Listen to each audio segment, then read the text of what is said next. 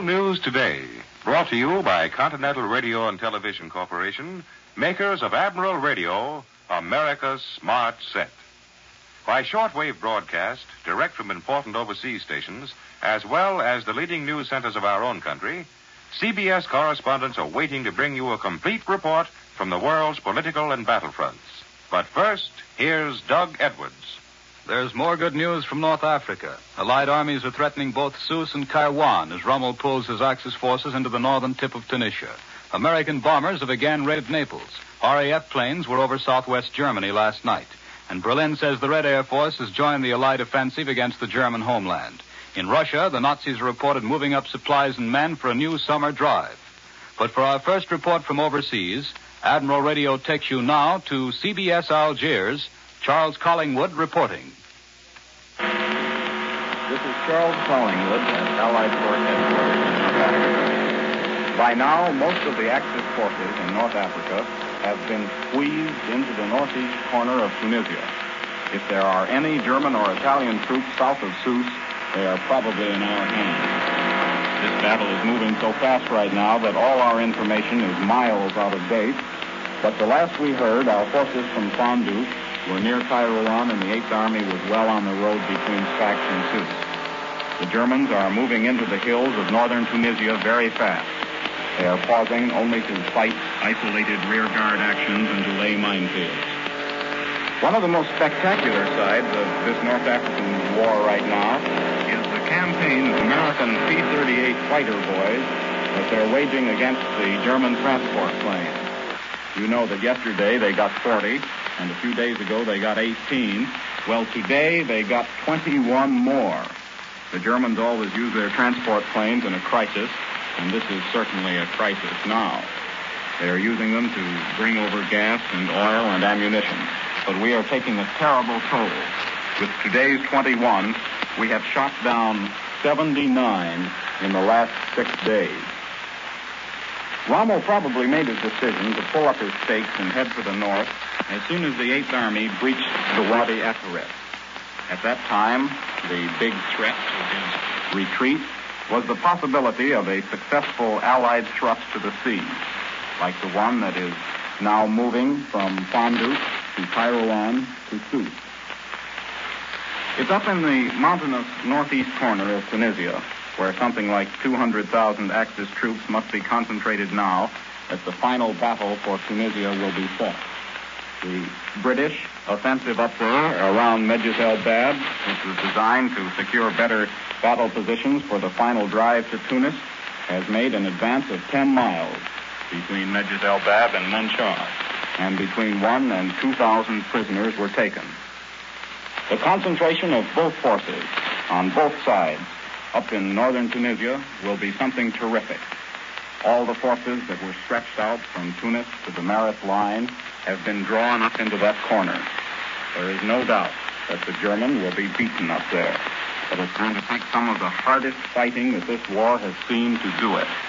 They are entrenched in those mountains like oysters in their shells, and it's going to be a grim, bloody job to get them out. This is Charles Collingwood in North Africa, returning you to New York. More news in just a moment, but first here's Warren Sweeney with a word from Admiral Radio. Will your radio be capable of tip-top performance 1 year from today? Admiral servicemen all over the country say yes, providing it receives proper care. The words proper care needn't frighten you.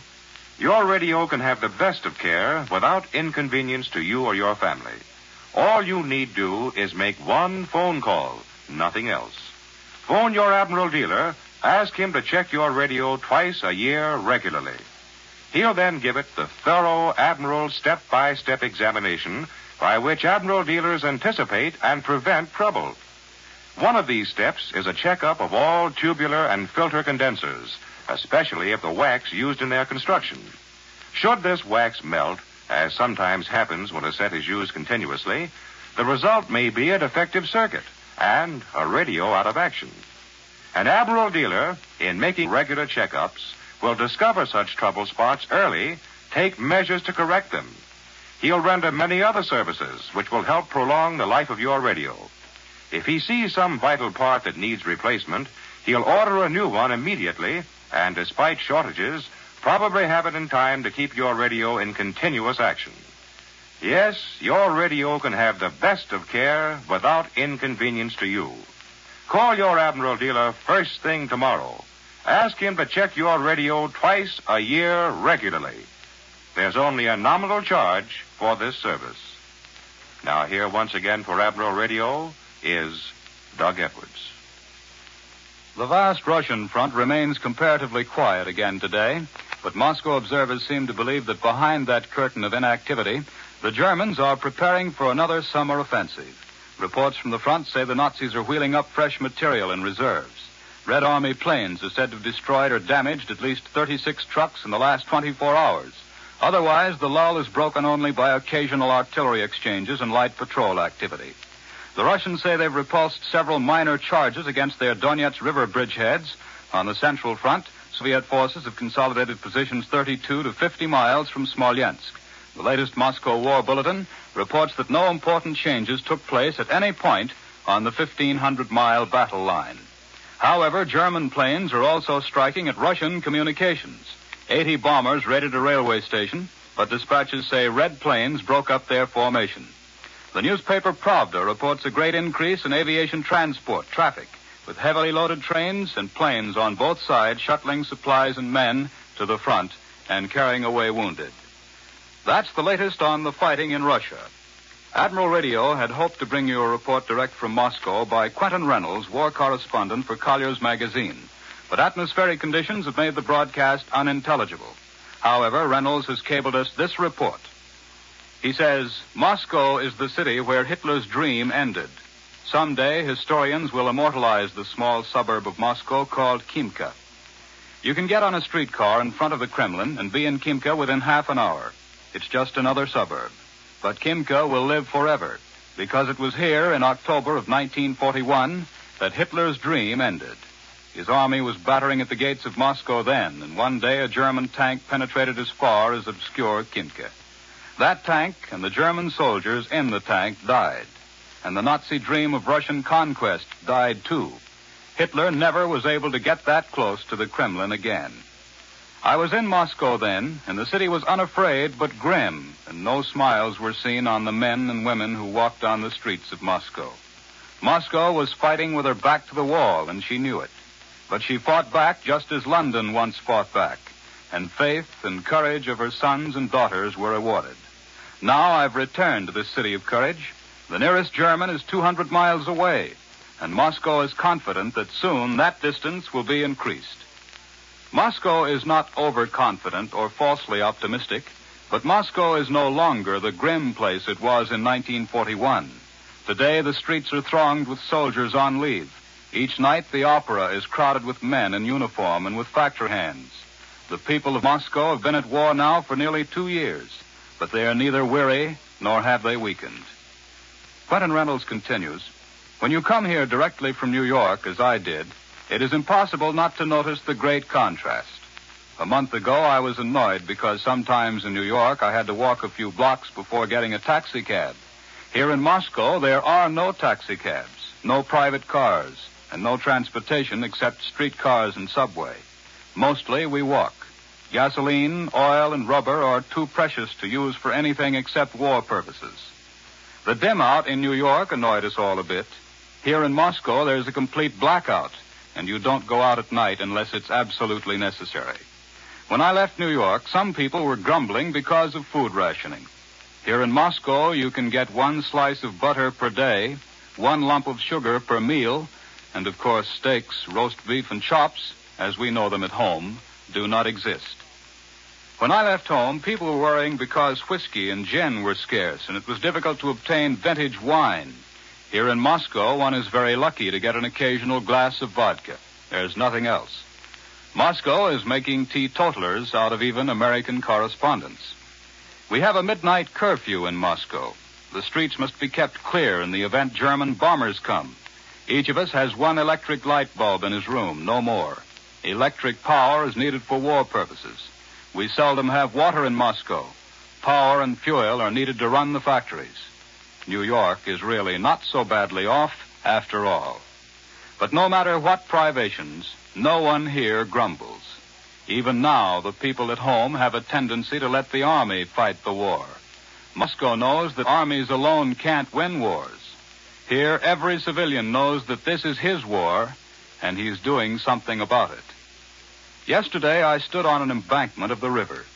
Spring has come to Moscow and opened the veins of the river, and the ice has been swept away by the swift current. Here on the embankment was a group of school children, about 50 of them. None was older than 12, and 1/3 of them were girls. They were drilling with wooden guns. A Red Army man marched them up and down the embankment, giving crisp orders, and the youngsters marched smartly and skillfully. These children of Mars drilled for an hour, and when they went hurrying back, not to baseball diamonds or playgrounds.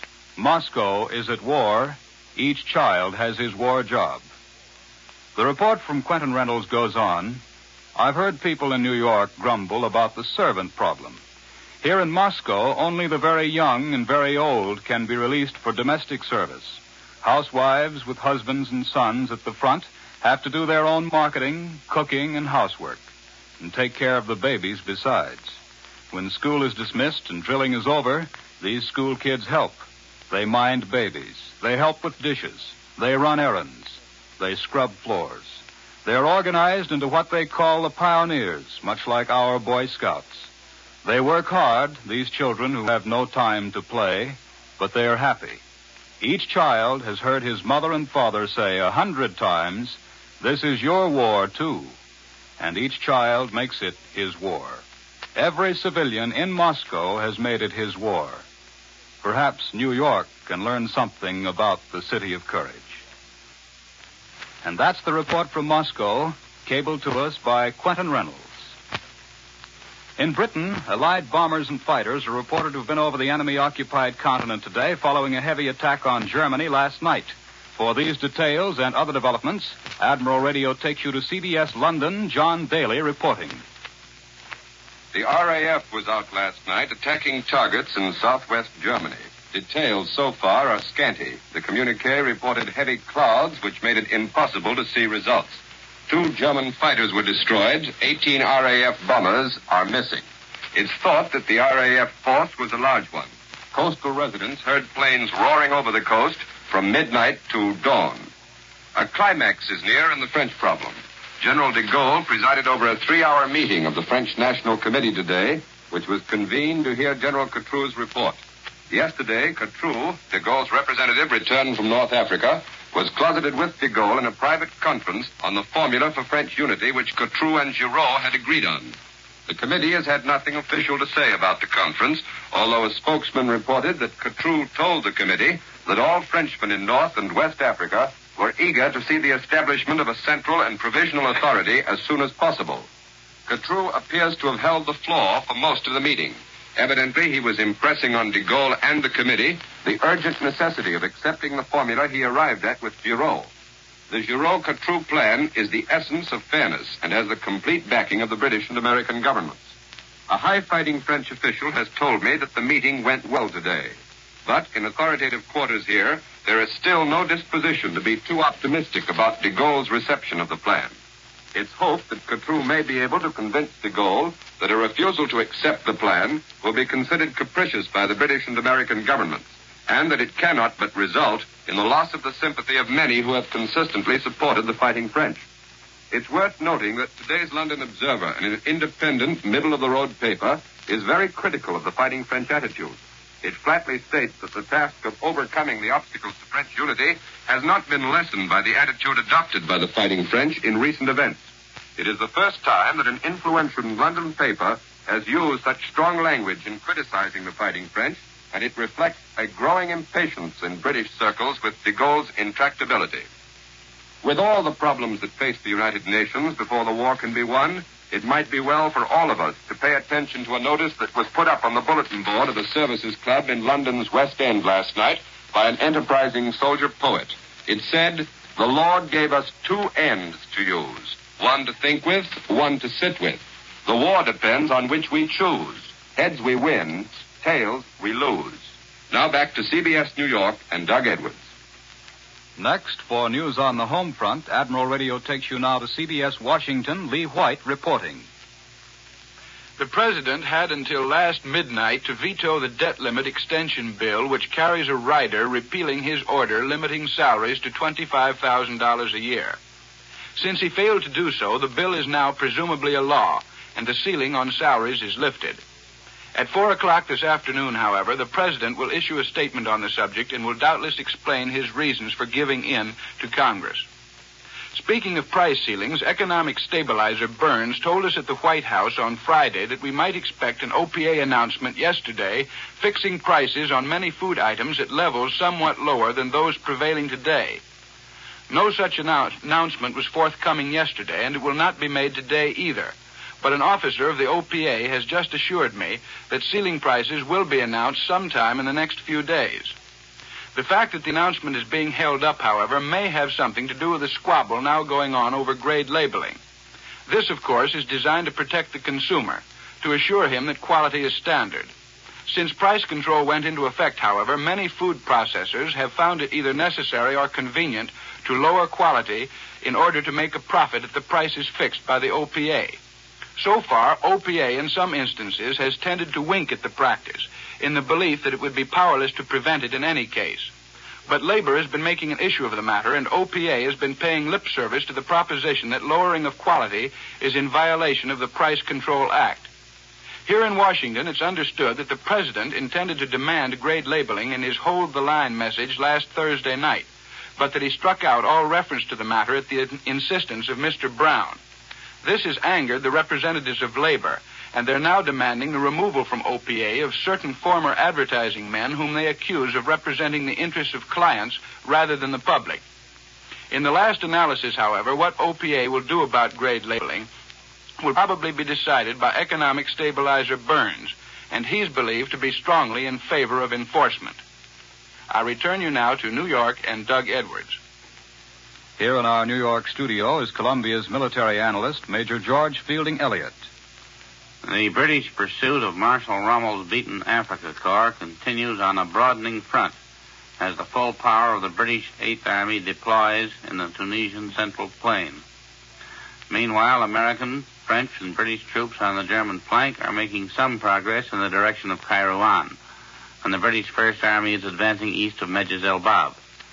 Thus, the Axis forces are caught in a narrowing semicircle.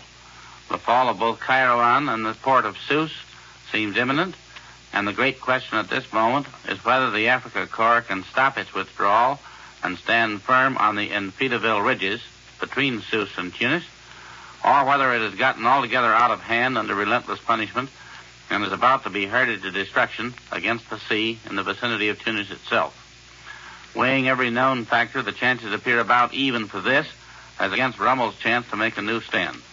Montgomery is a master of pursuit, one of the most difficult operations of war, as he has already amply demonstrated. Short of Enfidaville, there are no terrain features favorable for defense, and nothing offering any shelter from the Allied air attacks. The 8th Army has shown incredible endurance both as to men and machines.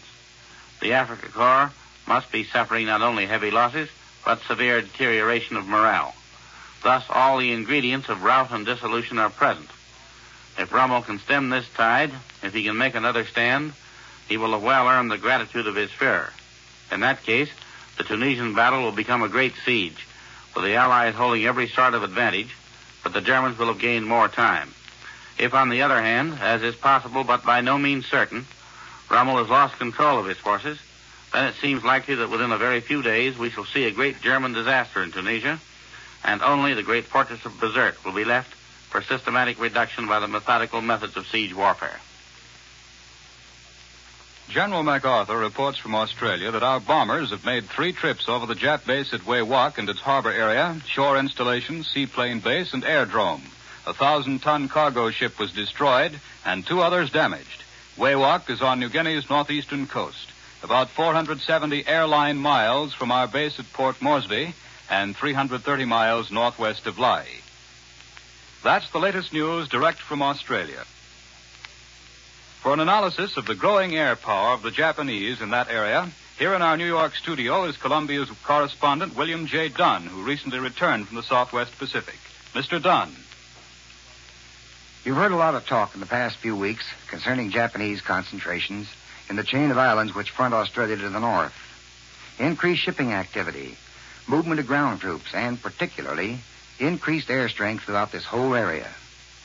The news of the past few days from General MacArthur's headquarters and from Admiral Halsey's South Pacific area seems to leave little doubt that our Pacific enemies are making progress in the mechanical strengthening of those positions from which any further southward moves must be launched, or which must bear the brunt of any Allied attempt to move northward. Japanese planes in ever-increasing numbers have been reported in the Guadalcanal area, in New Britain, New Ireland, and in the Kandari section of the Dutch East Indies. George Morad, reporting to CBS World News from Australia, says the Japanese have succeeded in establishing a major air base at Wewak on the northern coast of New Guinea, a base which should prove a potent factor in Japan's defense of Les Salamoa or even Rabaul. Still, there is one point which should not be overlooked in considering the South Pacific picture. There has been nothing in the news of the past week to indicate that the quality of the Japanese air concentration is in any way proportionate to the numerical increase in planes. The 98-plane raid on our shipping in the Guadalcanal area last week can be said to have failed. The news from General MacArthur's area indicates that attempts to divert our repeated attacks on such enemy bases as Wewak, Kaviong, Rabaul, and Madang have been consistently ineffective, and there seems to be every reason to believe that the Japanese pilot operating in the South Pacific today is not the skilled, clever combat flyer we were meeting 6 or 8 months ago. You have often heard that time is the number one requirement of the Japanese in the Pacific today. Time to consolidate far-flung gains, time to replace heavy shipping losses, time to exploit and develop the vast wealth of raw material the Nipponese have won in the past 16 months. It is equally true that the Japanese are sorely in need of time to train Air Corps personnel, pilots, navigators, bombardiers, gunners, to replace the heavy losses suffered during their first 6 months of consistent success. American airmen in the Pacific never made the mistake of underestimating the ability of the Japanese flyers they first encountered out there. But they are equally certain that Japan is finding it difficult to train first-class replacements in this all-important arm. Our own pilots out there are asking only that we do not allow Japan the time she wants and requires for the development of an adequate pilot training program. That was William J. Dunn. Now, here's a message from our sponsor. Salt water plays an important part at Admiral Radio's 2 great plants these days. Much of the radio and electronic equipment now pouring from Admiral assembly lines goes directly into action with the United States Navy. Every device Admiral builds for the Navy must withstand a special saltwater test, undergo a flood of salt water for 200 consecutive hours, 8 days and nights plus 8 hours more. Not only small, delicate parts, but the complete, highly complicated instrument must function perfectly after being subjected to this grueling test. Admiral's peacetime policy, that of producing only the finest in radio, gave Admiral the experience to build such equipment and build it well enough to meet the high standards established by both the Army and Navy. Admiral's peacetime policy also won public confidence, with the result that Admiral became the world's largest manufacturer of radio phonograph combinations with automatic record changers. Now, Admiral is using this capacity and experience to serve America's fighting men, to build the radio and electronic equipment they need in coordinating their forces, directing their battles, and winning freedom for the world. The United States this week gives special recognition to the Boys Clubs of America. The Boys Club movement is taking an active part in the biggest job we have today, the winning of the war. More than 500,000 former members are serving in the Army and Navy. Another 250,000, all Boys Club members, are undergoing pre-military training and working as victory volunteers. Our hats are off to the Boys Clubs of America. World News Today is brought to you each Sunday at this hour by Continental Radio and Television Corporation, makers of Admiral Radio, America's smart